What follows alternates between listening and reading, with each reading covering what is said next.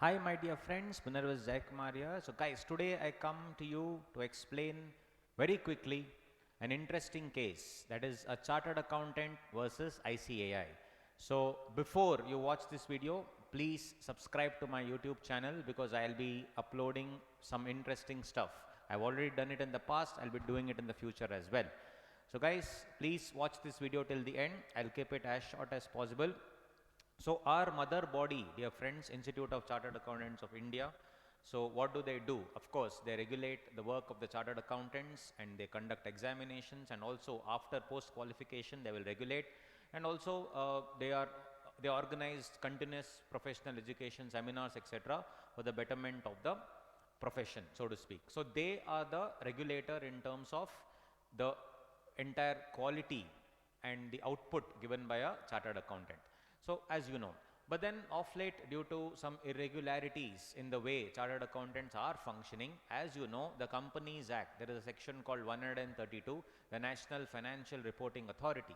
Now that has taken precedence, and the power of the NFRA is higher than the power of the CA Institute. That is a different discussion altogether. Now, gist of the story is, in case there are some financial irregularities in the accounts of ICI itself, mind you, if there is a problem in the accounts of ICI itself, the rule states that any member aggrieved by the accounts, if he feels that there's financial irregularity in the accounts prepared by ICI, its own accounts of the Institute of Chartered Accountants of India, as you know, ICAI is uh, set up by a separate act of parliament, that is the Chartered Accountants Act, right? So basically, if there are any financial irregularities and if a chartered accountant who's a member lodges a complaint, the question before the court was, should ICAI, generally ICAI does the audit by hiring a chartered accountant to the audit of the books of ICAI. Now if you have a problem with those books, what will happen? Will ICAI itself appoint somebody else? Right? Will there be a council, a committee where a special audit will be done? That is the question. Or can the chartered accountant pray that the comptroller and auditor general will do the audit of the ICI? Who will do is the question. So guys, in law, in case there is no remedy, let's say I go to ICI, lodge a complaint, there is no response from them, no remedy, anything for that matter, to uphold a constitutional right, you can apply to the High Court through something called as a writ petition. Basics, writ petition.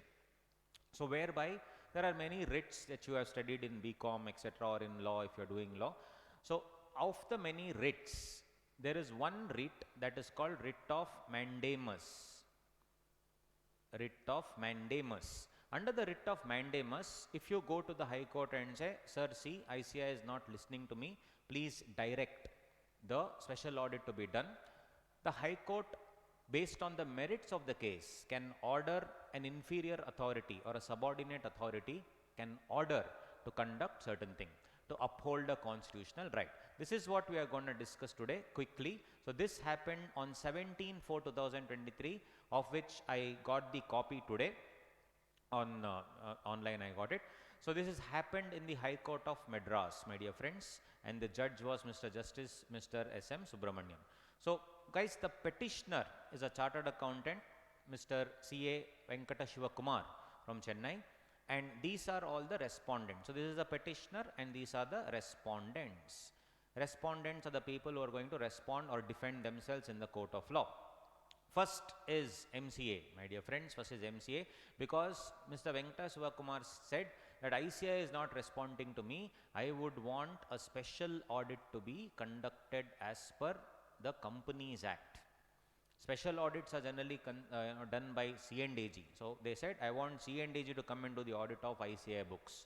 Second, of course, is our ICI, our mother body, who is now standing as respondent number 2, and of course you have the C&AG respondent number 3 and central council member, president, all these people will come. Anyway, check it out guys. This writ petition of mandamus can come under Article 226 of the Constitution. So the writ was what? Directing the first respondent. Who's the first respondent? MCA. Directing the MCA to cause a special audit of the financial statement of ICAI, of the second respondent. Second respondent is ICAI, as we know. by an independent body like C&AG is what they said as per the provisions of Chartered Accountants Act. So they said they wanted an independent body to do the special audit. Now, all these people were the counsels present for that to appear for the other respondents. If you see, the writ has instituted direct the first respondent to do a special audit. Anyway, so the petitioner, Mr. Venkata Shivakumar, is a chartered accountant practicing as a CA and is also a teacher. I've heard of him as well. He was teaching at the institute also. He has been a member of the institute for the past 25 years. He's an active member of the profession, senior faculty, professor and all these things. And of course, he does classes for all these CA, LLB, CS and all that. The grievance was that the petitioner, Venkata Shivakumar, had raised several objections regarding the financial irregularities of ICI. So he figured out that ICI books itself is wrong. There are irregularities. So since no action has been taken, so he's been constantly asking them to take action, nobody is taking action. So the petitioner is constrained to move the present writ petition, which means it's like, I have no option but to come to you and ask you to direct a special audit. But he wanted special audit by an independent agency and not an agency of ICI itself. ICI doing its own audit, what's the point? So it wanted somebody outside to come and do the special audit. So the learned additional Solicitor General of India, this is representing on behalf of the Chartered Accountant Institute, brought to the notice that the Chartered Accountant Act itself contemplates a special audit within its act. Rather than going to MCA, it says if you have a problem, we will only initiate a special audit, right? That's what it is. And hence, you have to approach the competent forum, which means he is telling Venkata Shivakumar, please come to ICI. There are other options of special audit, please do it. Venkata Shivakumar is telling, sir, I had come, but there is no response from ICI. This is the problem, right? So now what had happened, that can C&AG do it? So obviously from their side also, on behalf of C&AG also they came and they said, we have no role to play in the audit of a special audit or otherwise with reference to CA Act, because it's a separate act of parliament.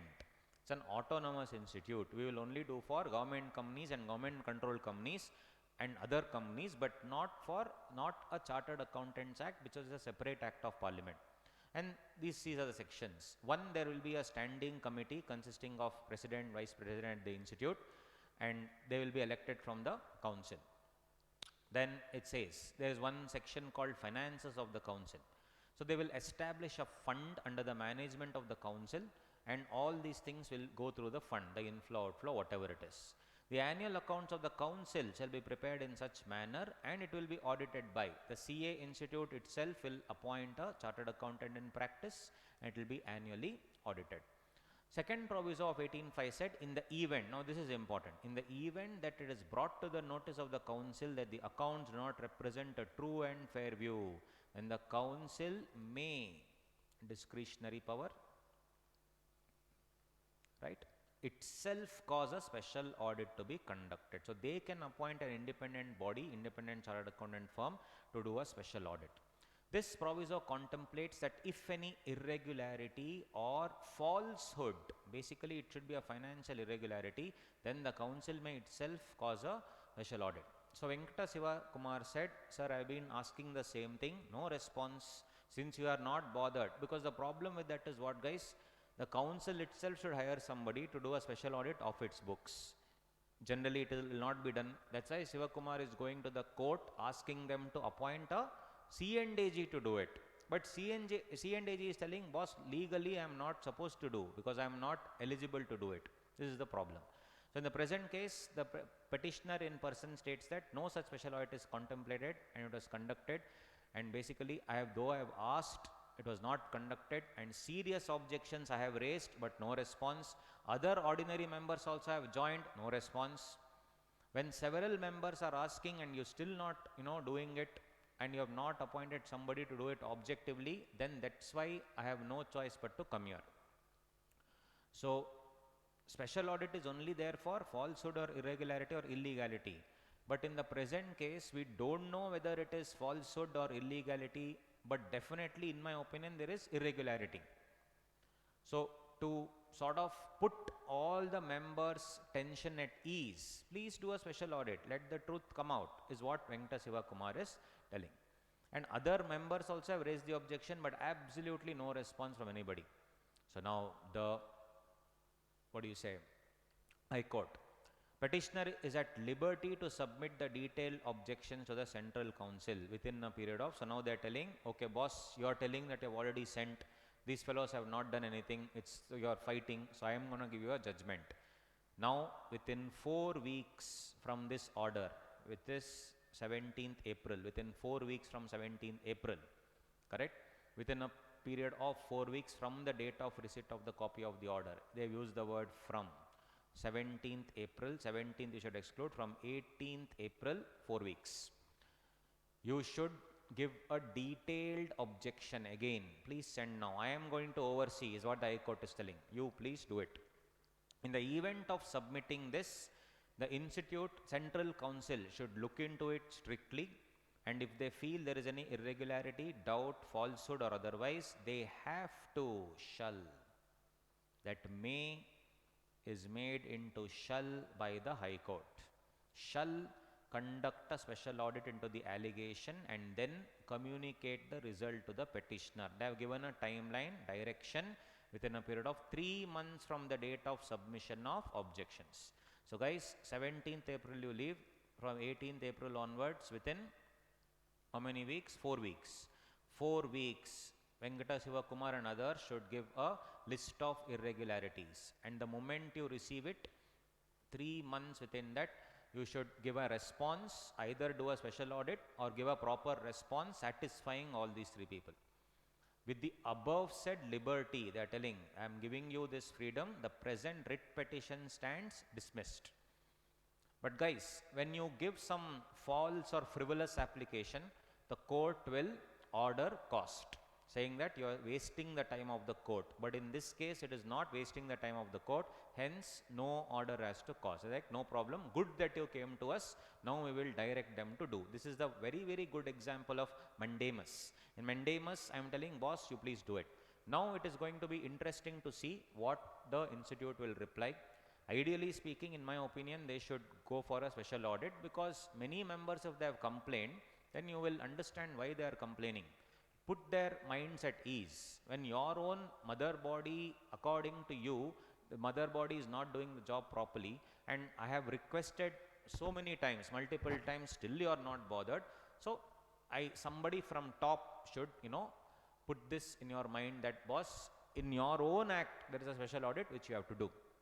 So now we'll have to wait and watch what it is going to happen. So this is what they are trying to tell. So yes guys, that is what it is, very, very simple. We'll have to wait and see. So because of this order, a special audit, almost it's like an order telling that if you find it, do it. Because one thing, what's going to happen is, if the institute does not order a special audit, Mr. Venkata Sivakumar and others will not leave. Again they will go and say they have not done it, and I'm not happy with it, they have not done it, right? So eventually I feel personally that institute will launch a special audit. So a question to you, my dear friends, is this correct or wrong? Are you happy with the judgment or not? What do you think? And moreover, can a special audit be launched by the committee itself against itself, is something that you need to think. Or is it better to have an outside body? But if you have an outside body, generally again regulation will be a problem. It's like somebody outside controlling. Already CA Institute is under fire for NFRA. Many such cases are coming where in NFRA they are telling the auditors are not doing their job properly. CA Institute is not doing the job properly. So when already there is so much fire, is it better for another entity to do a special audit, or is it better if we clean our own mess, so to speak? Please comment. I would want your views also. Please like, share, subscribe and share this video to all your friends, because knowledge is power, my dear friends. And you also put your comments, because I also can learn from you. On that note, take care. Stay tuned for more such interesting stuff on my channel. Bye.